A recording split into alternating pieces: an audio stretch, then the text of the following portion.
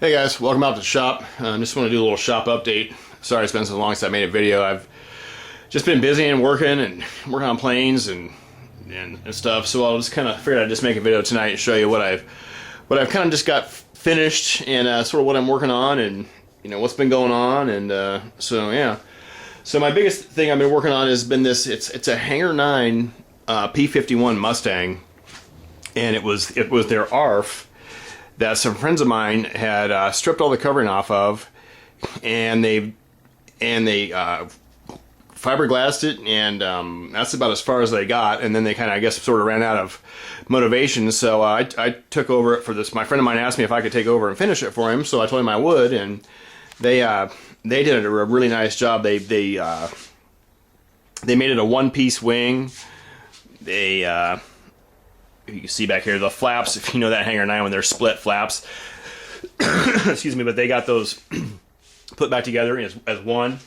And so they did a really nice job with it. Man, when it came in, they had done a really great job with the glassing and the work. So it was really nice to be able to just kind of take over and just do the finishing. So I took over and finished it. I did all the panel lines and the riveting.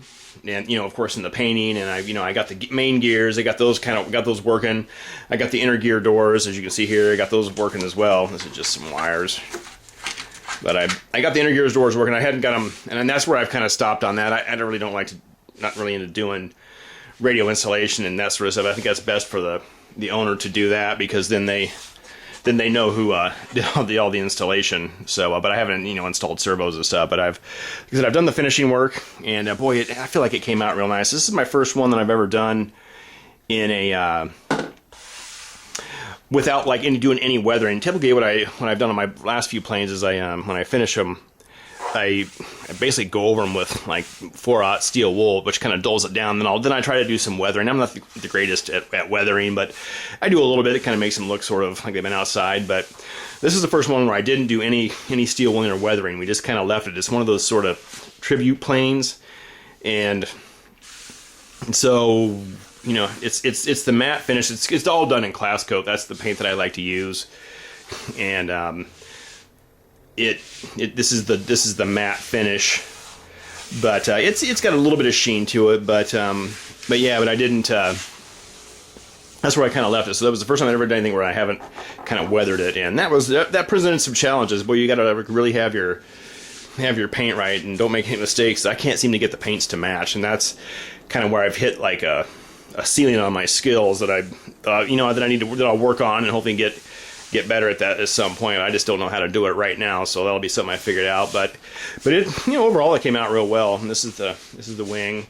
I'm waiting on some gun ports. A friend of mine is making some of those for me. So they put these pretty slick little gun barrels on there. So those on both sides of the wing. Those are pretty nice. So I think we're 3D printing the little barrels that are going to go in there. So that'll be pretty cool. But that's sort of what's going on there. And this is the fuse.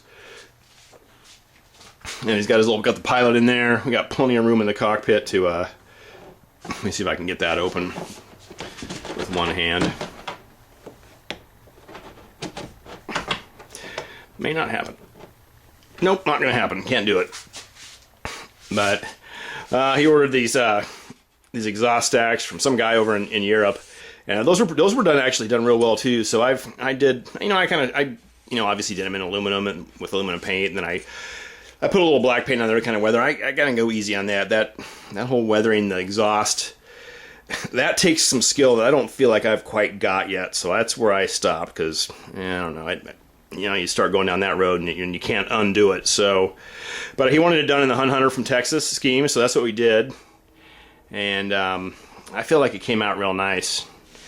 And we've got it all done. The only thing I've used Cali Graphics for the Hun Hunter and for the the kill markings. I don't got time to learn how to be that good of an artist to paint that stuff on there. But I did all the painting of the the stars and bars and the numbering, lettering, and the numbering back here and stuff. So but man, I tell you what, Hangar 9 makes a nice scale model. Well, it's pretty scale. I mean, for my taste, I think it's pretty damn scale. I'll show you in a minute. I'm building a top flight ARF. and it's not very scale. Because I've been working on this Mustang for so long. I just kind of been looking at this so much and finally got it done. I'm just like, man, it's a pretty nice plane. And they're a lot more expensive than top flights. But boy, if you want a scale plane, that'd be a pretty good way to go. They make a nice, it's a nice plane. It's really well constructed. And here's the oil cooler. And then I stripped all the paint off this except for the black in the front, and I shot it with classic coat aluminum, and then went over white, and that fits up right down here. And you can just kind of show you like that real quickly. That's how that goes on there. You put it on when you put the wing on, but yeah. So it came out real nice, and I'm really happy with it. And so I know my buddy's real happy with it too. He's pretty excited. So and this is the nose cone. I shot it in white too. I just got it wrapped up in bubble wrap. I'm getting ready to deliver it to him tonight so he can do the radio installation and get everything put in there and get it set up the way he wants. So but yeah, it came out real good. I can try to get here in the nose. I'll try to show you guys. I made a baffle out of some G10, and so he's using a DA60. So I've had that all in there mounted. And I made this baffle, I guess sort of custom or whatever, and so that's in there. So when the nose cone, that'll drive air, like right over those cylinders, and hopefully keep this thing cool. And I think it should work pretty good. And then right here, I tried to. My original idea was to run 2 carbon fiber tubes down there, and have them go right onto the, to the carburetor adjustment, the low and high idle adjustments. And I tried about 3 or 4 times to get those things set up, and every time that I would get them to glue, feel like I had them right and get them glued in, and I put the engine back in and put them on there, they never were right. And it was just, I kept doing it and doing it. I'm like, I'm not going to get any better at this. So I ended up doing a small hole in the top here. It's not the most scale thing, but it's small. I feel like it's tastefully done. So you get a little light in there, and you can get a screwdriver in there, and you can make an adjustment. And I wouldn't do it when the engine's running, but to each their own. So yeah, but you can see I got all those fasteners going down there. I thought that was pretty sweet. So let me just put this down for 1 second. I'll show you guys inside the cockpit. Okay, we're back. So Hangar 9 makes this is a really well built model. Did I tell you this?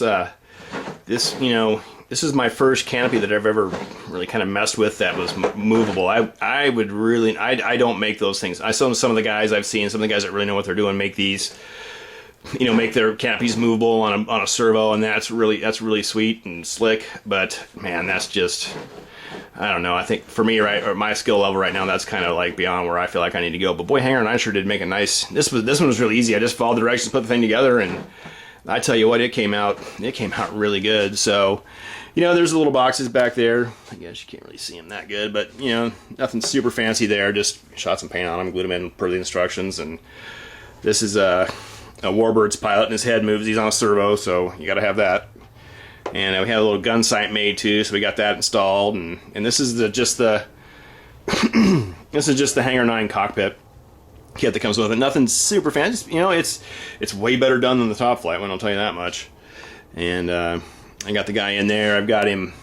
He's got a little zip tie around him to hold him in, so hopefully that'll keep him in there pretty good. It's bolted through on the bottom as well. So, but yeah, and that canopy just slides back up. And boy, those magnets are strong too, and that holds it on there. But if you look, I don't know, I was pretty pleased with how well I got this to mate up with the fuse. I mean, it's like, I don't know, I feel like that's pretty good. I'm really happy with that. So, and I feel like the paint job came out good, and this is a really nice plane. So I'd like to have it myself actually, but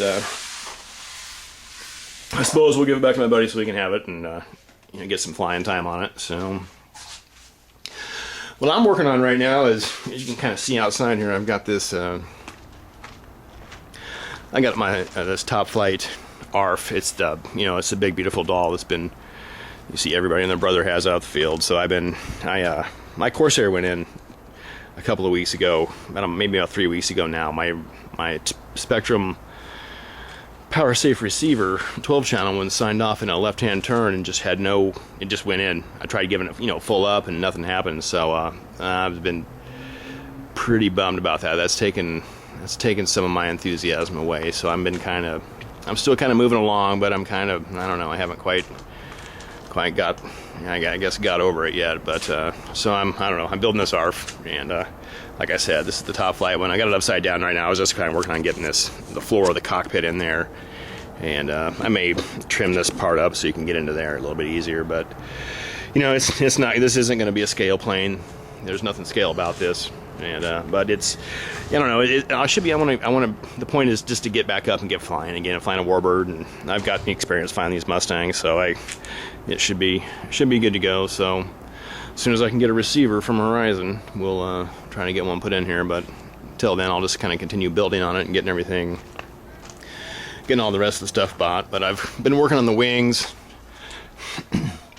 You know, I've got them all. I got the ailerons and the flaps hinged. I've got the control arms made and soldered up, and I've got, you know, I've put some servos in there just to kind of get them going. So the next thing I need to do is, I'm waiting for the, you know, and Robarts, you know, they're apparently selling so much stuff they don't have enough stock, you know, enough inventory to fill orders. So I'm waiting for some retracts from them. So whenever they, I guess, decide to, you know, get people to work over there and make some retracts, I'll get some retracts for it. So until then, I'll get it as far as I can, and we'll go with that. But yeah, that's kind of all that's going on right now. That's about it. So I'm getting ready. I'm gonna go ahead and start on this. If you see these plans in the back, a while back I was working on this Bates Mustang, and that's what these plans are for in the back here. And I just got it calls for balsa spars in the wing, and I just got those. That's the, you know, I have the short kit, the Bob Holman short kit. But you have to buy all the sticks and stuff for it. So I originally had gone with the balsa spars. They call for balsa main spars on the wing. And the more I thought about that, I'm like, man, balsa seems, I don't know, you know. And I'm looking at those balsa spars, and they're kind of flexible, you know. And I'm like, ugh. But I've been talking to some of the guys, and they were saying, well, if you do the shear webs, like, you know, like they suggest, then it should be fine. So I don't know, but I kept been thinking about that and thinking about it, and I just decided to break down. I just bought some basswood spars. So I'm going to use those instead. I'm not going to use balsa. I'm going to use some hardwood, and I'm also still going to do the shear web. So it's going to be, it'll be super solid. So I don't want to spend another year building this thing and, you know, take it up and do a loop and have the wings snap in half. So that's the thought process there. So I'll be getting on that, you know, real soon. I'm delivering this Mustang tonight, so I'm going to get the wing laid out on the table once it gets all cleaned off, and we'll and then we're going to start working on, I'm going to start working on the wing and work on this ARF, you know, getting that ARF going at the same time. So hopefully get another really nice airplane, you know, back in the air and in here in probably a year. And we'll try to fly this other Mustang until then. So, yeah, guys, so that's about it. And thanks for watching, and we'll see you later.